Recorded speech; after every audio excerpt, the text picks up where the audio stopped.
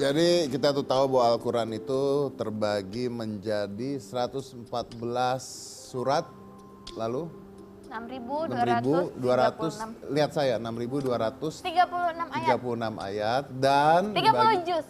menjadi 30 juz. Benar nggak Kaila? Benar. Benar. Benar. Tepuk tangan dong buat Kak Cika. Aduh, Kak Cika masih ngunyah soalnya masih buka. Kaila puasa nggak? Puasa, Wah. belum ada bolong-bolong. Belum ada bolong-bolongnya. Hebat.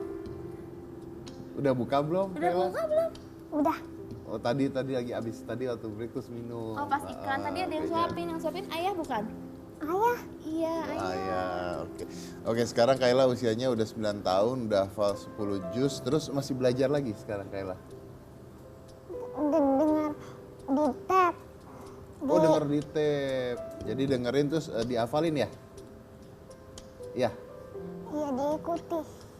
Iya. Oke, tadi ada ayahnya Cika. Iya, Kita Pak. panggil ayahnya, coba Ya, ayahnya di mana? kita akan undang ini dia ayahnya Kaila. Ya, Pak Saban. Silakan Pak Saban.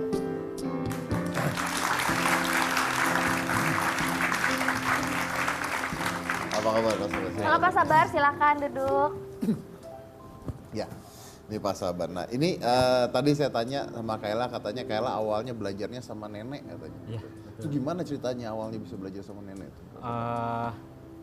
Awalnya sih kan saya kan tugasnya selalu di luar kota. Jadi Kayla 4 tahun terakhir ini memang kita titip sama neneknya karena sekolahnya susah kalau misalkan harus pindah-pindah, kemudian saya harus mobile, pindah lagi ngurus sekolahnya, akhirnya kita titip di neneknya. Kemudian dengan inisiatif neneknya, karena kebetulan anak ini kan punya daya tangkap cukup cepat banget. Jadi secara otodidak sebenarnya dia udah bisa main musik secara Oh, udah bisa otodidak. main musik? Iya, main musik dulunya. Terus bisa nyanyi-nyanyi, lalu jadi kalau ada hajatan tetangga biasanya ikut tuh di situ nyanyi-nyanyi. Cuman karena saya agak risih nih kalau anak saya kemudian ke tetangga nyanyi-nyanyi seperti itu, akhirnya inisiatif dengan dukungan keluarga juga arahin ke agama, lebih ke penghafal Al-Quran seperti itu. Awalnya sih cuma mendengarkan 3 surah Yasin, Ayatul Kursi. Dengan jangka waktu 3 hari dia udah hafal waktu itu. Nah, mulailah dari situ kita dengan cara metode mendengar. Jadi diputarin di satu suara ya? ruangan, diputarin di situ, kemudian kita tinggalkan. Nanti setelah itu baru kita review. Saya juga nanti setelah pulang ketemu dia baru saya review bacaannya. Gitu-gitu aja sih. Anda katanya pertama kali mendengar Kayla ngaji itu lewat telepon? Ya, betul. Oh ya? Lewat telepon. Jadi waktu itu saya tugas di Manado. Saya tinggal Kayla saya titip sama neneknya, kemudian saya sama ibunya ke Manado tugas, dan telepon sama neneknya, dibilang ini ada, coba kamu dengar anakmu mengaji, dan wah luar biasa, subhanallah, saya sampai nangis Mas dengar. Saya nggak nyangka anak saya sampai bisa ngaji seperti itu. Gitu. Nggak nyangka gitu Nggak ya? nyangka gitu. Nggak nyangka Nah, ya? akhirnya ya sudah, setelah itu kita terus mau kembangkan bacaannya Dukung seperti itu. itu. Oke, berarti artinya awalnya neneknya yang ngajarin, benar? Neneknya sebenarnya ngarahin, jadi diarahin sama neneknya, dikasih dengar, ini namanya surah kursi, waktu itu surat Ayatul Kursi, ini namanya Ayatul Kursi, dikasih dengar sama neneknya. Jadi metode mendengar aja sih. Dan neneknya yang sampai setelah dia mulai hafal juz 30, waktu itu 1 juz, neneknya tuh yang kesana kemari cariin ustadz buat ngarahin bacaannya sih sebenarnya, untuk seperti tajwid. Ya, karena kan mungkin Kayla ini secara sightseeing, secara penglihatan kurang, makanya pendengaran dia jadi Ya, betul. bagus sekali Iya. gitu ya. Nah, ini kan kalau sama aja seperti kalau kita di luar tuh nyebutnya earworm. Jadi kalau Anda terus dengerin satu lagu terus itu ya di radio tuh kebawa terus tuh kan, biasanya lagu kebawa terus, akhirnya Iya. ngafal nyanyi itu kan gara-gara ngedengerin terus-terusan. Nah, ini yang terjadi sama Kayla. Ini menarik sekali karena anak kecil usia 9 tahun didengarkan suatu hal yang positif ya, di mana hal ini adalah belajar ngaji, dan akhirnya bisa seperti ini gitu ya. Sedangkan masih banyak anak-anak lain yang usia 9 tahun hafalnya lagu Kereta Malam ya, dibandingkan Quran gitu ya. Jadi mungkin ini bisa jadi contoh lah buat orang-orang tua, oh ternyata bisa dilarikan ke hal positif gitu. Sama-sama dari dengerin. Iya, benar-benar. Ya. Yang satu ada di hitam putih, yang satu lagi ngalah nggak tahu di mana. Gitu. Bedanya itu doang sih sebenarnya. Dan saya dengar katanya Kayla ini lahirnya prematur, Pak. Betul, Mas. Berapa usianya? Lahir prematur di kandungan 7 bulan muda waktu itu, jadi belum tua, 7 bulan muda, dan lahirnya 1,4. 1,4 kilo. Ya, 1,4 Berarti kilo. sempat ditabung dulu dong? Ya, di inkubator selama 39 hari waktu itu. Jadi bayangin aja kalau misalkan ibunya udah pulang, kami udah pulang dengan anak yang pertama, sampai di rumah sepi gitu, mengharap ada tangisan bayi. Sedangkan bayinya ada di rumah sakit, kita titip selama 39 hari itu, Mas. Ya. Dan gangguan pada penglihatannya itu sejak awal? Gangguan penglihatannya nanti kita tahu setelah umur 3 bulan sih. Jadi setelah umur 3 bulan itu Kayla waktu itu udah mulai nangis, rewel, terus di mata ada kayak seperti pembengkakan dan merah itu. Ya inisiatif kita bawa ke dokter mata waktu itu, dan dokter diagnosanya mengatakan bahwa Kayla glukoma waktu itu. Glukoma? Iya, jadi tekanan matanya Tekanan pembuluh darahnya tinggi kencang banget. sekali. Iya, Ya. tinggi. Penyebabnya apa bisa glukoma di usia? Dokter dulu waktu tanya, waktu itu dia cuma bilang waktu di inkubator apa pakai oksigen? Iya, gue pakai oksigen sih. Jadi emang sih waktu itu oksigennya emang agak tinggi sih, karena Kayla sudah sempat hilang nggak bernafas selama hampir 1 menit waktu itu. Jadi kalau oksigennya rendah, dia langsung biru tuh, Mas, semua. Biru badannya semua, dan badannya itu sampai kalau perutnya, isi perut di dalam bisa kelihatan gitu. Jadi kecil banget. Jadi nggak oksigennya. Jadi saya sih nggak ngambil positifnya, karena dokter waktu itu mungkin berusaha untuk gimana anak ini bisa tetap hidup gitu. Betul.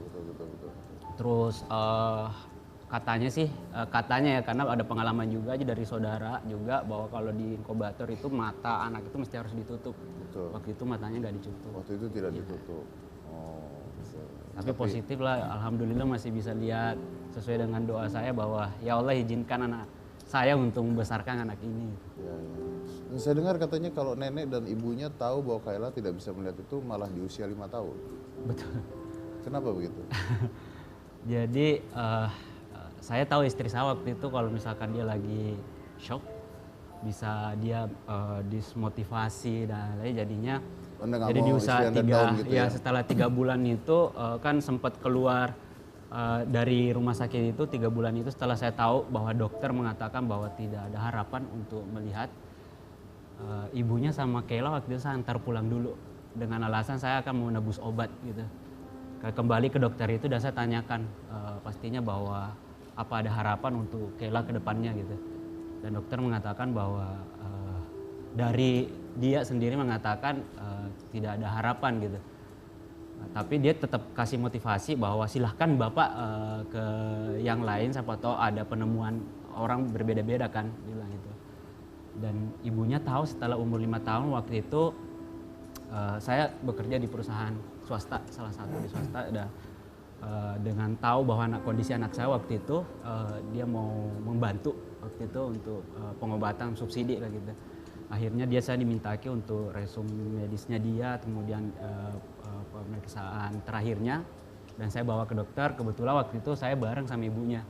Di situ ibunya baru tahu bahwa dengan dokter yang sama mengatakan bahwa Pak, kan saya dulu sudah pernah bilang. Maksudnya jadi ibunya tuh bukan tidak tahu tapi masih berharap bisa Ya, disembuhkan. waktu itu dia tidak tahu bahwa sudah tidak ada harapan. Cuman taunya memang Kayla waktu itu ada masalah di penglihatan. Masalah di penglihatannya. Oke. Ya. Tapi Pak, saya mau kasih Iya, info, Pak. iya. Katanya Kayla ini dapat undangan dari kedutaan besar di Arab.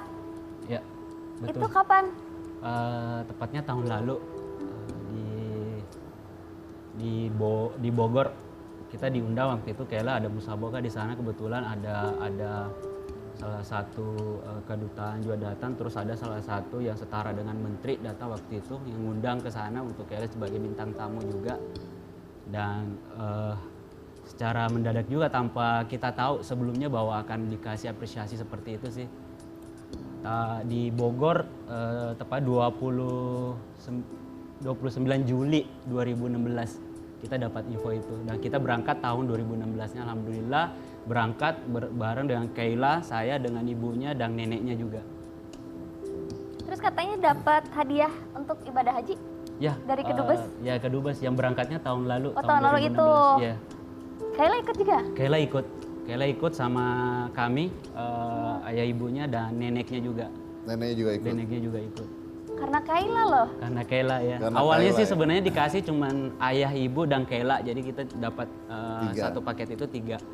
Cuman waktu itu setelah ke belakang dan salah satu ustadz mengatakan, Pak setelah pulang dari sini urus paspor ya. Saya bilang, ini umroh apa haji sih sebenarnya, pastiin lagi. Saya insure lagi terus bilang, iya haji tahun ini. Jadi dengan ada kaget juga, shock juga, saya bilang, Pak bukannya saya nggak siap, mungkin jatah saya mungkin lebih baiknya dikasih sama neneknya. Karena jujur 80% kontribusi neneknya sehingga Kayla seperti ini gitu. Ya udah, ustadznya waktu itu cuma bilang, ya kita berharap sih ada laki-laki Pak yang mengantar. Cuman ya sudah kalau seperti itu nanti saya bicarakan dulu sama syekhnya gitu. Jadi berselang 1 menit setelah itu tiba-tiba syekhnya mengumumkan lagi bahwa dengan bahasa Arabnya dan mengatakan bahwa ini ada pengumuman Jasimpo bahwa yang membuat Kayla seperti ini adalah neneknya yang mengantarkan kiri kanan yang penuh dengan semangat sehingga Kayla bisa sampai saat ini bisa menghafal Al-Quran. Maka kita berikan juga jatah untuk berangkat haji tahun ini kepada neneknya. Pada neneknya ya. Oh, Alhamdulillah sama berkat Kayla. luar biasa. Luar biasa. Neneknya nonton dong berarti sekarang. Ya neneknya nonton. Neneknya nonton dong berarti ya nonton. sekarang ya. Ya. Tuh Kayla neneknya lagi nonton di rumah. Kayla mau ngomong apa sama nenek? Mau ngomong apa neneknya ini? Terima kasih nenek. Nenek, terima kasih nenek. Oke. Oh, neneknya nonton tapi nggak di rumah Cika, ternyata ada di studio. Ada. Mana tadi? Ada di studio. Mana neneknya? Assalamualaikum berdiri. nenek. Dikasih mikrofon ya? boleh? Pakai ini nek. Pakai mikrofon. Dikasih mikrofon udah? Ada mikrofon? Ya.